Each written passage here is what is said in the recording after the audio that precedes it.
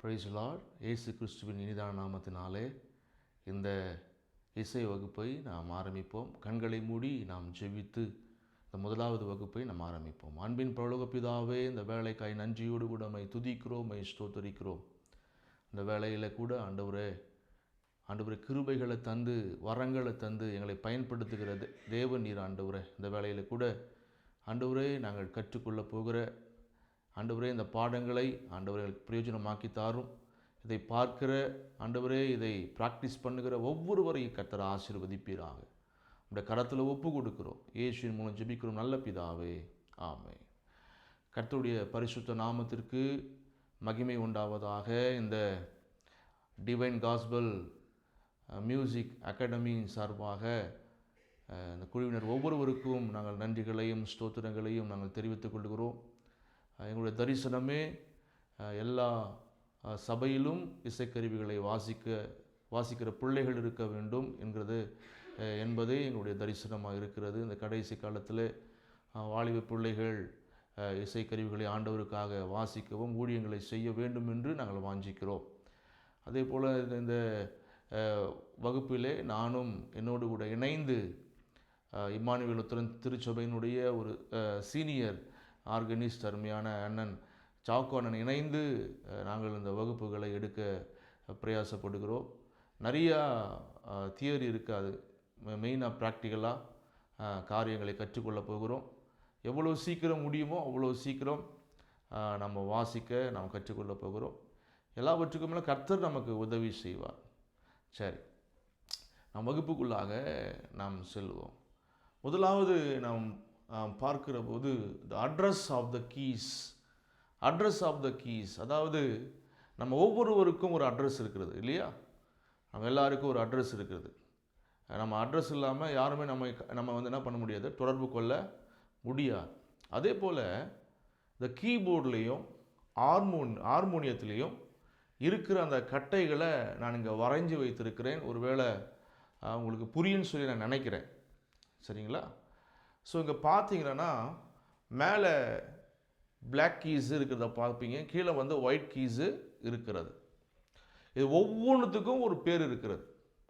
நிறைய நீங்கள் பார்த்துருப்பீங்க, நிறையா கீபோர்ட்ஸை பார்த்துருப்பீங்க, ஹார்மோனியத்தை பார்த்துருப்பீங்க. ஆனால் அதனுடைய பெயர்கள் உங்களுக்கு தெரியாமல் இருக்கலாம். முதலாவது அதனுடைய பெயரை நாம் கற்றுக்கொண்டால்தான் நாம் தொடர்ந்து இந்த இசை வகுப்பில் அநேக காரியங்களை இசை வாசிப்பதற்கு நமக்கு அது ஏதுவாக இருக்கும். சரிங்களா? இப்போ முதலாவது நாம் பார்க்க போகிறது என்னன்னா, அட்ரஸ் ஆஃப் த கீஸில் முதல் லெட்டர் எதில் ஆரம்பிக்கும் அப்படின்னா, நம்ம ஆல்ஃபபெட்டில் எதில் ஆரம்பிக்கும்? ஏபிசிடியில் 7 ஆரம்பிக்கும், ஜெட்டில் முடியும் இல்லையா? ஆனால் இந்த கீபோர்டில் பார்த்தீங்கன்னா முதலாவது நாம் பார்க்கும்போது எதில் ஆரம்பிக்கும் அப்படின்னு சொல்லி பார்த்தீங்கன்னா சியில் தான் ஆரம்பிக்கும். ஸோ இது சியில் ஆரம்பிக்கும். ஸோ ஃபஸ்ட்டு கீ பேர் என்னன்னா சி. இந்த சியை எப்படி கண்டுபிடிக்குதுன்னா, இந்த 2 பிளாக் நோட்டுக்கு முன்னாடி இருக்கிற அந்த கீ பேர் தான் சி. சரிங்களா? அதுக்கு அடுத்தது என்ன வரும்? டி. அதுக்கு அடுத்தது என்ன வரும்? இ. அதுக்கு அடுத்தது என்ன வரும்? எஃப். அதுக்கு அடுத்தது ஜி. அதுக்கு அடுத்த கீ என்ன வரும்? எச் வரும். நீங்கள் நினைக்கலாம், எச் வராது, அது பேர் ஏ. கடைசி பேர் பி. ஸோ திரும்ப என்ன ஆகும்? சி. அதை பார்க்க அப்படியே அதுக்கு கீச்சுன்னா சி, அப்படியே டி, இ, அப்படியே போயிட்டே இருக்கும். சரிங்களா? அப்போ இந்த கீ நேம முதலாக நாம் பார்க்கணும் இல்லைங்களா? ஒரு சியிலிருந்து சி, அடுத்தது டி, அடுத்தது இ, எஃப், ஜி, ஏ, அடுத்தது எச் கிடையாது, ஏ, பி. அப்படி திரும்ப ரொட்டீன் அப்படியே திரும்ப அதே தான் வரும். திரும்ப திரும்ப திரும்ப சி, டி, இ, எஃப், ஜி, ஏ, பி அப்படின்னு சொல்லி நம்ம பார்க்குறோம். சரி, இதெல்லாம் ஒயிட் கீஸ். இப்போ மேலே இருக்கிறதெல்லாம் என்னென்னா பிளாக் கீஸ். ஸோ இந்த பிளாக் கீஸை வந்து நம்ம என்ன பண்ணோம்னா அதனுடைய பேரை நம்ம என்ன பண்ணணும், கற்றுக்கொள்ள வேண்டும். அதற்கு முன்பாக ஒரு சிம்பிளை நான் உங்களுக்கு சொல்கிறேன். இது மாதிரி போகிறது ஷார்ப்பு. இது ஆஃப் நோட்டை வந்து என்ன பண்ணணும், ப்ளஸ் பண்ணணும். ஷார்ப்புன்னா ஆஃப் நோட்டை வந்து இன்க்ரீஸ் பண்ணணும். அடுத்தது இந்த பி மாதிரி போடுவாங்க, இதுக்கு பேர் வந்து ஃப்ளாட். ஃப்ளாட் அப்படின்னா என்னக்கா, ஆஃப் நோட்டு மைனஸ் பண்ணணும். சரிங்களா? சரி, இப்போ இங்கே பார்த்தீங்கன்னா சி இருக்குது. சியில் மேலே இருக்கிற அந்த பிளாக் கீ பேர் என்னன்னாக்கா, சியிலேருந்து ஒரு ஆஃப் நோட் இன்க்ரீஸ் பண்ணுறோம் இல்லைங்களா? அப்போ சியிலேருந்து ஆஃப் நோட் இன்க்ரீஸ் பண்ணால் அப்போ இதுக்கு பேர் என்ன நம்ம கொடுக்கலான்னா சி ஷார்ப். அப்போ இந்த பிளாக் கீ பேர் என்னன்னா சி ஷார்ப். அடுத்து நாம் பார்க்க போகிறது என்னென்னா டி. இப்போ டிக்கு அடுத்து இருக்குது என்னன்னாக்க, அப்போ உங்களுக்கு தெரியும் இல்லையா, அப்போ அது சி ஷார்ப்னா இது என்ன sharp, D sharp. Very good, D sharp. சரிங்களா? அப்போ சி ஷார்ப், டி ஷார்ப். அடுத்து என்ன இது இ. ஸோ அந்த ஈக்கு பார்த்தீங்கன்னா ஷார்ப்பு கிடையாது. ஈக்கு ஷார்ப் நீங்கள் பார்த்து தெரியும் உங்களுக்கு. ஈக்கு என்ன கிடையாது, ஷார்ப்பு கிடையாது. அதுக்கு ஆஃப் நோட் இன்க்ரீஸ் பண்ண முடியாது. ஸோ நேரம் எங்கே போகுது, எஃப்க்கு போயிடும். அப்போ எஃப் அடுத்தது வந்து பார்த்தீங்கன்னா எஃப்க்கு மேலே இருக்கிறது வந்து பார்த்தீங்கன்னா அந்த பிளாக் நோட் பேர் வந்து என்னன்னாக்கா எஃப் ஷார்ப். சரிங்களா? So F sharp. அடுத்தது ஜி ஷார்ப். சரிங்களா? G sharp. ஓகேவா?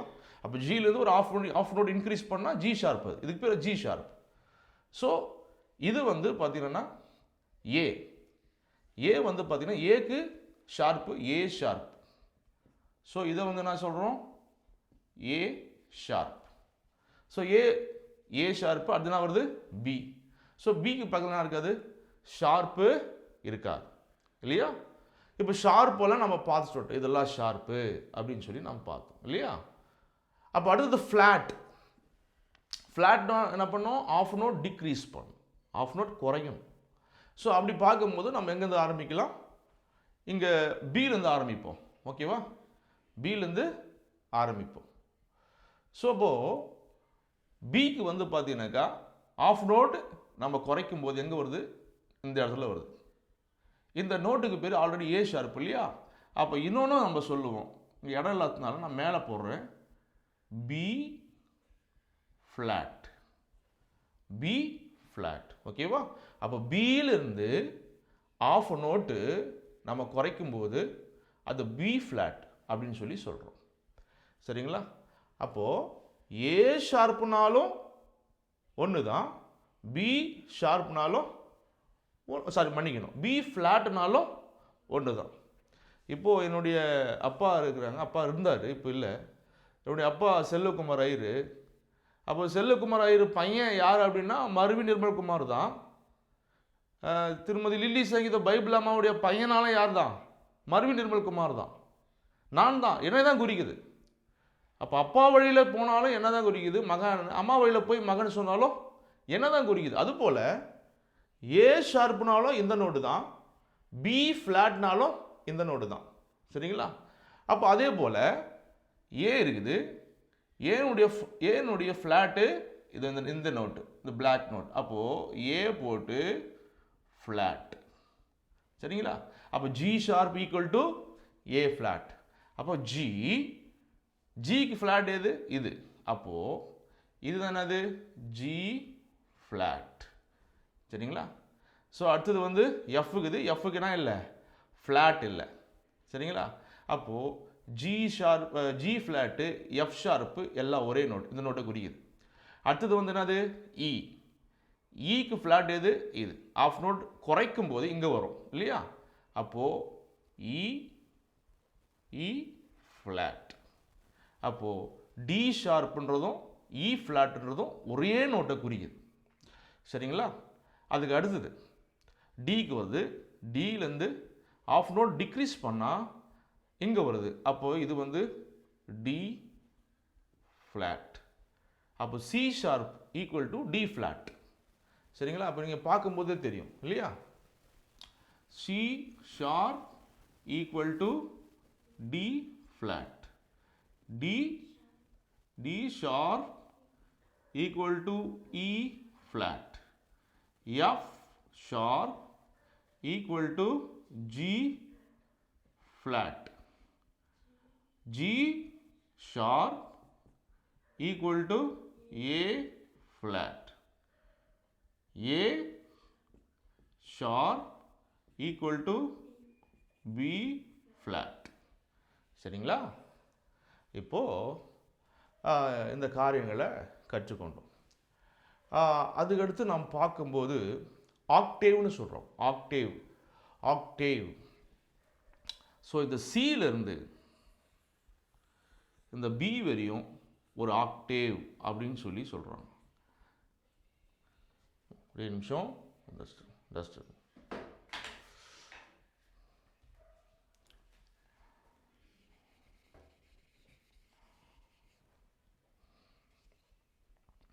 இந்த சியிலிருந்து இந்த பி வரையும் ஆக்டேவ். ஆக்டேவ்னா ஸ்தாயி அப்படின்னு சொல்லுவாங்க. ஸ்தாயி. சரிங்களா? ஸோ ஆக்டேவ்னா ஸ்தாயி. அப்போது இந்த சியிலிருந்து அந்த பி வரையும் ஒரு ஆக்டேவ் அப்படின்னு சொல்லி சொல்கிறாங்க. இப்போது நம்ம கிட்ட இருக்கிற கீபோர்டு, உதாரணத்துக்கு என்கிட்ட இருக்கிற கீபோர்டு பார்த்தீங்கன்னா 5 ஆக்டேவ் கீபோர்டு. அது 5 ஆக்டேவ் இருக்கும் அதில். ஸோ நீங்கள் பார்த்தீங்கன்னா கீழே வந்து 7 இருக்குதா, 7 மேலே ஒரு 5, மொத்தம் 12 இல்லைங்களா? 12 × 5 எவ்வளோனா 60 ப்ளஸ் ஒரு சி, கடைசி ஒரு சி வரும். இந்த சி மாதிரி ஒரு சி வரும். அந்த சி வந்து 61. அப்போ 61 கீஸ் வரும் அதில். சரிங்களா? அது வந்து 5 ஆக்டேவ் கீபோர்டுன்னு இருக்குது சொல்கிறோம். அதை விட பெருசெல்லாம் இருக்குது. அதை விட பெருசெல்லாம் 75, 88 சம்திங் அப்படி அது அந்த கீஸ் எல்லாம் பெருசாக ஆகிட்டு போயினே இருக்கும். ஸோ நம்ம பியானோலாம் பார்த்தீங்கன்னா பியானோலாம் பெருசு, அது பெரிய பெரிய பெரிய ஆக்டேவ் நிறையா இருக்கும். சரிங்களா? ஸோ இது ஆக்டேவ்னா என்னது? ஸ்தாய். ஒருவேளை அவங்க கிட்ட இருக்கிற கீபோர்டை வச்சிங்கன்னா நீங்கள் செக் பண்ணிக்கலாம் எத்தனை ஆக்டேவ் இருக்குது. இது மாதிரி வச்சு இந்த சியிலேருந்து அந்த பி வரையும் ஒரு ஆக்டிவ்னு கணக்கு வச்சு எத்தனை நீங்கள் தெரிஞ்சிக்கலாம். சரிங்களா? அப்போது இந்த கார்ட்ஸ் சொல்லுவாங்க. கார்ட்ஸ்ன்னு சொல்கிறாங்க.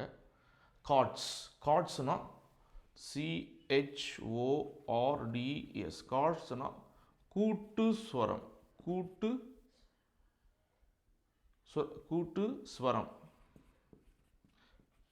அப்படின்னு சொல்கிறாங்க. கூட்டு ஸ்வரம் அப்படின்னா இப்போது நம்ம சிங்கிளாக வாசிக்கலாம். ஒரு விரலில் நம்ம வாசிக்கும்போது சிங்கிளாக வாசிக்கலாம்.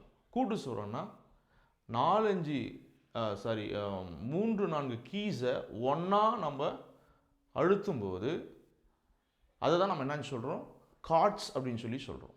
சரிங்களா? அப்போது எதுங்க முக்கியம் அப்படின்னு சொல்லி பார்க்கும்போது சரிகம பதனிசா. இப்போது நான் உங்களுக்கு எல்லாத்துக்குமே பொதுவானது எதுனா சரிகம பதனிசா.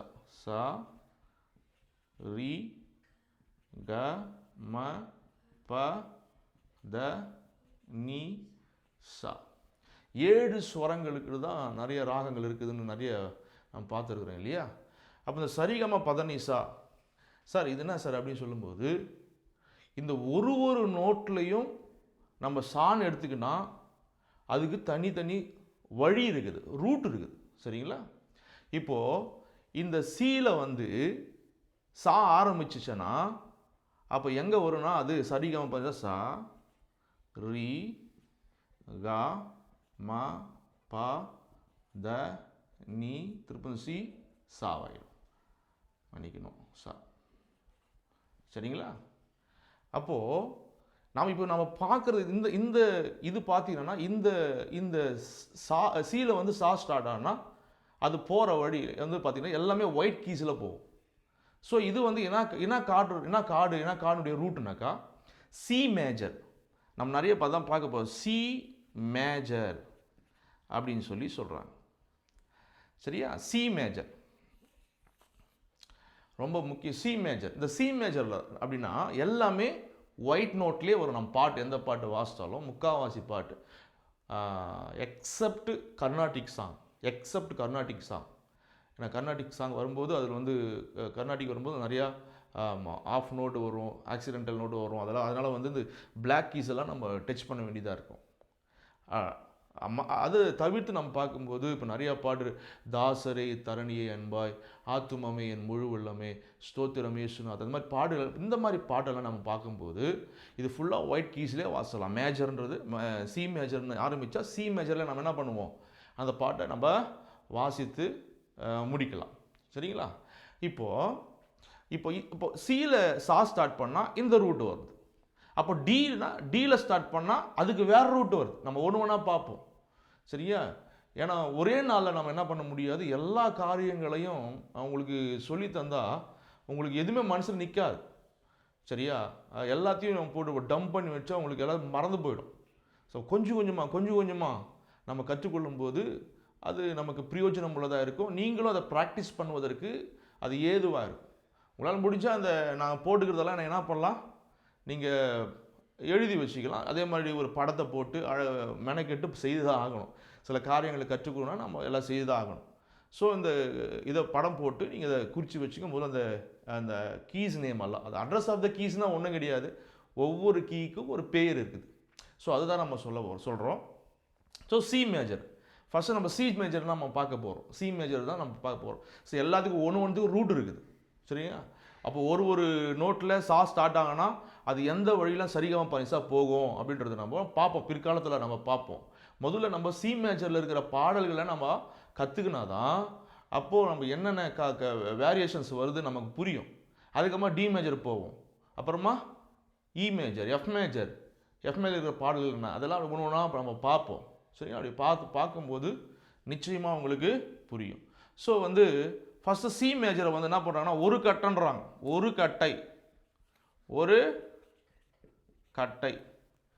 கட்டைன்னு சொல்லுவாங்க. சரிங்களா? இப்போ நாங்கள் நல்ல மியூசிக் தெரிஞ்சவங்கெல்லாம் பார்த்தாங்க. மியூசிக் தெரிஞ்சவங்கெல்லாம் இப்போ என்ன பண்ணுவாங்கன்னாங்க, இப்போ ஓஷிப் பண்ணுறாங்க அப்படின்னா, இப்போ மியூசிஷியன் கீபோர்ட் பிளேயர் அவங்க உட்காந்துருக்குறாங்க. அவங்ககிட்ட போயிட்டு கத்தியெல்லாம் சொல்லுங்க முடியாது. சி மேஜரை புடி, டி மேஜரை புடி, இ மேஜரை புடி அப்படின்னு சொல்லிட்டு. அப்போ சி மேஜர்னா ஒரு கட்டை, டி மேஜர் டியில் டியில் சா ஸ்டார்ட் ஆச்சுன்னா 2 கட்டை, ஈயில் சா ஸ்டார்ட் ஆச்சுன்னா அது 3 கட்டை, 4 கட்டை, ஜி 5 கட்டை, ஏ 6 கட்டை, பி 7 கட்டை. சரியா? அப்போ இது விட்டு இந்த கட்டுறது பின்னாடி பார்ப்போம். அது ஒரு கட்டை. முதல்ல 1வது கட்டை சி மேஜர் தான் நம்ம பார்த்துன்னு இருக்கிறோம். சரிங்களா? அப்போது நாங்கள் என்ன பண்ணுவோம் அப்படின்னு சொன்னால், இப்போ ஒரு சாங் சி மேஜரில் ஸ்டார்ட் ஆகுது அப்படின்னும்போது அப்போ நான் என்ன பண்ணுவேன்னா, நான் அவங்ககிட்ட மைக்கிலலாம் சொல்ல மாட்டேன். அப்போ நான் இப்படி தான் காமிப்பேன். இப்படின்னு காமிச்சாவே அவங்களுக்கு புரிஞ்சிடும். என்னது சி மேஜர் கார்டை கொடுப்பாங்க. உடனே சி மேஜர் கார்டு கொடுத்தா நான் பாட்டை ஸ்டார்ட் பண்ணுறதுக்கு அது ஏதுவாக இருக்கும். சில பேர் 3ன்னு சொல்லுவாங்க, சில பேர் 4ன்னு சொல்லுவாங்க, சில பேர் 5ன்னு சொல்லுவாங்க. 5 சொன்னால் ஜி மேஜர். சரிங்களா? அப்போது இதெல்லாம் ஒரு சிம்பிள் எங்களுக்கு. சரியா? இதே ஒன்றுன்னு காமிச்சு இந்த மாதிரி காமிச்சா இது சி மைனர் நம்ம பின்னாடி பார்ப்போம். இப்போ மேஜர் கார்ட்ஸ் முதல்ல பார்த்துடலாம். மேஜர் இருக்கிற பாட்டுங்களெல்லாம் முதல்ல பார்க்கலாம். அதுக்கப்புறமா மைனர் சாங்ஸை நம்ம பார்ப்போம். சரிங்களா? இப்போது இதுதான் அது ஒரு கட்டை 2 கட்டை அப்படின்னு சொல்லி நம்ம சொல்கிறோம். முதல்ல சி மேஜர்ன்றது என்னது, ஒரு கட்டை. ஸோ இப்படி தான் நம்ம என்ன பண்ண போகிறோம், கற்றுக்க போகிறோம். முதல்ல இந்த கீஸ் நேமை நீங்கள் தெரிஞ்சிக்கணும். எங்கே இது வச்சாலும் இது என்ன நோட்டு அப்படின்னு சொன்னால் சி ஷார்ப்னு சொல்லணும். இது என்ன எஃப் ஷார்ப்பு, ஜி ஷார்ப்பு, ஏ ஷார்ப்பு, இல்லை பி ஃப்ளாட்டு, இதெல்லாம் நீங்கள் கற்றுக்கொள்ளுங்க. பொதுவாக பார்த்தீங்கன்னா நம்ம நோட்ஸ் எல்லாம் எழுதியெல்லாம் நான் தரப்போகிறது கிடையாது. நல்லா கவனிங்க. தியரி நிறையா இருக்குது, அது ப்ராக்டிக்கல் தான் இருக்கும். நான் பாட்டு என்ன பண்ணுவேன், வாசித்து அப்லோட் பண்ணுவேன். அந்த லிங்க் உங்களுக்கு வரும். அதை நீங்கள் அப்படியே டிட்டோவாக பார்த்து என்ன பண்ணணும், ப்ராக்டிஸ் பண்ணணும். சரிங்களா? அப்படி ப்ராக்டிஸ் பண்ணிங்கன்னா கண்டிப்பாக என்ன பண்ணுவோம், நம்ம கீபோர்டு சீக்கிரமாக கற்றுக்குவோம். முதல்ல சிங்கிளாக வாசிக்க பழகணும். முதல்ல விரலில் நம்ம ஒரு பாட்டு எடுத்த உடனே 2 கையில் நம்ம வாசிக்க முடியாது. ஃபஸ்ட்டு என்ன பண்ணணும் அப்படின்னா, சிங்கிளாக நம்ம ஒரு பாட்டை நம்ம வாசித்து பழகணும். அடுத்தது சி மேஜரில் சில பாடல்களை பார்த்துட்டு ஞானப்பாட்டு நம்ம வாசிக்கணும். சாக் பண்ண வருவாங்க, அவங்க ஞானப்பாட்டை சொல்லி கொடுப்பாங்க. அதே போல் ஆர்டர் ஆஃப் சர்வீஸும் நம்ம கற்றுக்கொள்ள போகிறோம். அதே போல் என்ன சொல்கிறது, கார்ட்ஸ் ரொம்ப முக்கியமாக நம்ம அவசியம். சி மேஜருக்கு ரிலேட்டிவ் என்ன, சி மேஜரில் வந்து பார்த்திங்கன்னா எப்படி வந்து ஒரு நோட்டுக்கும் கார்டு பிடிக்கலாம். இந்த ஒரு நோட்டு தனித்தனியாகவும் வாசிக்கலாம், தனித்தனியாகவும் வாசிக்கலாம். ஒரு நோட்டும் கூட்டு ஸ்வரங்களாக கார்ட்ஸாக நம்ம வாசிக்க முடியும். சரி, அதெல்லாம் பின்னாடி பார்க்கலாம். அதை நீங்கள் அந்த கார்ட்ஸை நீங்கள் கற்றுக்கினா தான் லெஃப்ட் ஹேண்டில் நீங்கள் ப்ராக்டிஸ் பண்ணுறதுக்கு ரொம்ப ஈஸியாக இருக்கும். ஏன்னா ரைட்டில் என்ன கார்ட்ஸ் நீங்கள் ப்ளே பண்ணுறீங்களோ அதை ஒத்து தான் நம்ம லெஃப்ட் ஹேண்டில் என்ன பண்ணணும், பேஸ் வாசிக்க முடியும். ஸோ அதனால் வந்து எதுவுமே நம்ம அவசரப்பட்டு நம்ம செய்யாமல் நம்ம கொஞ்சம் கொஞ்சமாக என்ன பண்ணுவோம், ப்ராக்டிஸ் பண்ணுவோம். இப்போதைக்கு இந்த அட்ரஸ் ஆஃப் த கீஸ், அதாவது இந்த கீஸ் நேமை நீங்கள் கற்றுக்கொள்ளுங்க. அந்த நிறைய காரியங்களை கற்றுக்கொண்டு இன்னைக்கு இந்த கீஸ் நேம் கற்றுக்கொண்டோம். ஷார்ப்னா என்ன, ஆஃப் நோட் இன்க்ரீஸ் பண்ணுறது, ஃப்ளாட்னா ஆஃப் நோட்டு டிக்ரீஸ் பண்ணுறது. ஸோ அது ரெண்டு நோட் எப்படி சமமாக இருக்கிறது அப்படின்னு சொல்லி நம்ம கற்றுக்கொள்ளணும். அதே போல் கார்ட்ஸ், ஆக்டிவ்னா ஸ்தாயி, கார்ட்ஸ்னால் கூட்டு ஸ்வரம். அதே போல் சி மேஜர்ன்றது ஒரு கட்டையை குறிக்குது. சரிகமா பதினிசா எல்லாத்துக்கும் பொதுவானது. அப்போ இதில் ஒரு ஸ்டார்ட் பண்ணால் ஒரு ரூட் வரும். இதில் கூட இருக்குது, சி ஷார்ப்பில் கூட நம்ம சான்னு ஸ்டார்ட் பண்ணாக்கா அது ஒரு ரூட் இருக்குது. அப்போ ஒவ்வொரு நோட்லேயும் நம்ம சான்னு எடுத்துக்கணும்னா அதுக்குன்னு ஒரு வழி இருக்கிறது. அதை நம்ம பின்னாடி நம்ம கற்றுக்கொள்வோம். இது வரைக்கும் நீங்கள் நோட்டில் எழுதி கொள்ளுங்கள். எனவே ஒரு தரிசனத்தோடு செயல்படுகிறதுனால நீங்கள் இதை அசால்ட்டாக எண்ண வேண்டாம். நீங்கள் கொஞ்சம் அதை முயற்சி எடுத்து நீங்கள் கற்றுக்கொள்ளும்போது அது உங்களுக்கு பயனுள்ளதாக இருக்கும் இல்லைங்களா? குதிரை யுத்த நாளுக்கு ஆயத்தமாக்கப்படும், ஜெயமோ கர்த்தரால் வரும். நம்ம ஆயத்தப்படும் போது தான் ஜெயத்தை ஆண்டவர் கொடுப்பார். சரிங்களா? அப்போது முக்கியமாக அநேக போதகர்மார்கள் இதை பார்க்குறீங்க. கர்த்தருக்கு ஸ்தோத்திரம். அநேக இசை கலைஞர்களாக இருக்கிறாங்க நம்ம போதகமார்கள். நல்லா சிறப்பான ஒரு இசை கலைஞர்களாக இருக்கிறாங்க, பாடகராக இருக்கிறாங்க. ஸோ அவங்களால என்ன பண்ண முடியாதுன்னா இந்த மாதிரி தனியாக கிளாஸ் எடுக்கிறதுக்கு அவங்க டைம் கிடைக்காது. நம்ம ஜெப கூட்டம் இருக்கிறது, நிறைய அவங்களுக்கு ஊழியம் நிமித்தமாக கிளாஸ் சொல்லிக் கொடுக்குற வாஞ்சையாக இருந்தாலும் அவங்களுக்கு என்ன பண்ண முடியாது, சொல்லிக் கொடுக்க முடியாது. அதனால தான் இந்த மாதிரி காரியங்களை செய்கிறோம். நல்லா கவனிச்சிங்க. இது வந்து பேசிக். சார் எனக்கு வந்து பேசிக்கெல்லாம் தெரியும், எனக்கு வந்து கொஞ்சம் வாசிக்க தெரியும் அப்படின்னா உங்களுக்கு நிறைய ரிசோர்ஸ் எங்கே இருக்குது, யூடியூப்பில் இருக்குது. யூடியூப்பில் போனால் நிறைய காரியங்களை நீங்கள் கற்றுக்கொள்ளலாம், நிறைய கற்றுத்தராங்க. ஸோ அட்வான்ஸாக நீங்கள் அட்வான்ஸ் லெவலில் போயிடலாம் இல்லைங்களா? நான் வந்து என்னுடைய தாகம் என்னென்னா, இப்போ தான் ஆரம்பிக்கிறாங்க, அவங்களுக்கு ஒன்றுமே தெரியாது, கீபோர்டில் அந்த கீஸ் நேமெல்லாம் தெரியாது அப்படின்னு சொல்லி இருக்கிறாங்க இல்லையா? அவங்களுக்கு நான் சொல்கிறேன். சில பேர் என்ன பண்ணுவாங்கன்னா கீஸ் நேமெல்லாம் தெரியாது, ஆனால் பாட்டு வாசிப்பாங்க, அழகாக பாட்டு வாசிப்பாங்க, கார்ட்ஸ் பிடிப்பாங்க. ஆனால் இந்த கார்ட்ஸ் தான் அவங்களுக்கு தெரியாது. அவங்களுக்கு இது பிரயோஜனமாக இருக்கும். கர்த்தருக்கு ஸ்தோத்திரம். ஒருவேளை ஒரே கையில் வாசிக்கிறாங்கன்னா அவங்களுக்கு போக போக அவங்க 2 கையில் வாசிக்கிறதுக்கு நம்ம ப்ராக்டிஸ் கொடுப்போம். கர்த்தருக்கு ஸ்தோத்திரம். நீங்களும் இதை நீங்கள் முயற்சி செய்யுங்க. உங்கள் சபையில் நீங்கள் வாசிக்கணும். அதுதான் எங்களுடைய எண்ணம். கர்த்தர் நம்ம ஒவ்வொருவரையும் ஆசீர்வதிப்பார். மீண்டும் அடுத்த வகுப்பில் நாம் சந்திக்கும் வரை விடைபெறுவது பிரதர் மருவி நிர்மல்குமார்.